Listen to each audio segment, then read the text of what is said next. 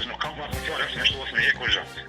Të jemi të qartë shikues të nderuar, për dy blerësit nuk ka pretendime se detyruan apo ishin të përfshirë në veprimtari të kundërlidhshme. Ata kanë blerë pronën, ndërsa borxhlinjet e Mehmetit nuk janë identifikuar ende.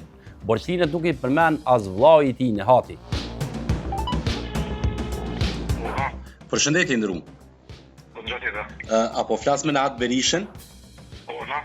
I ndërum, unë jam Behar Mustafa, jam gazetari kallzo.com.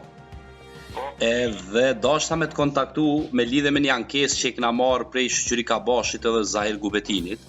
Unë kom folë edhe me avokatin tanë, po ajo që ka mu më interesoj është se ju e kishit përmenë edhe fajde në për institucione, në për kush nuk ish marrë me këtë punë.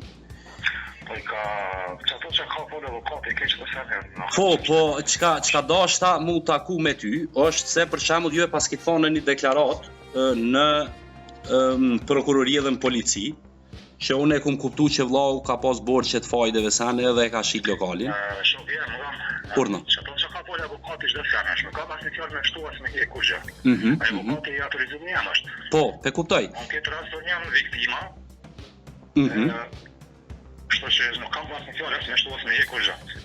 Po, avokati na ka folë për këtë çështjen civile, që to penale, unë dashta me pyet, atë ka vetë dikush kush i ka marrë fajde ose që kush u kon fajdegjia? Ka flas. Sa ke fol, ke avokatin tëm, më kontaktu avokatin tëm, jo mo. Po çdo sa me avokat kontakto. Faleminderit shumë ndërum. Hajde valla. Ton kalemir. Ton.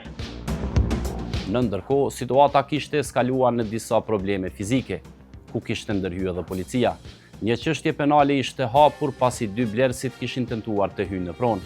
Në atë kohë kishte ndërhyrë policia. Të pandehurin në këtë rast ishin antarët e familjes, Mehmeti dhe Nehati.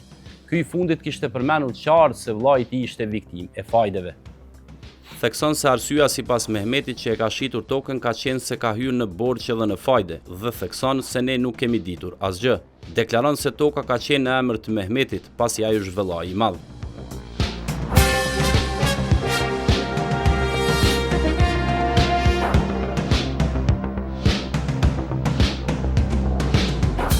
Çështja në fjalë ishte trajtuar nga prokuroria e Prishtinës, e cila nuk arriti të ngritë dhe hetoi fajden.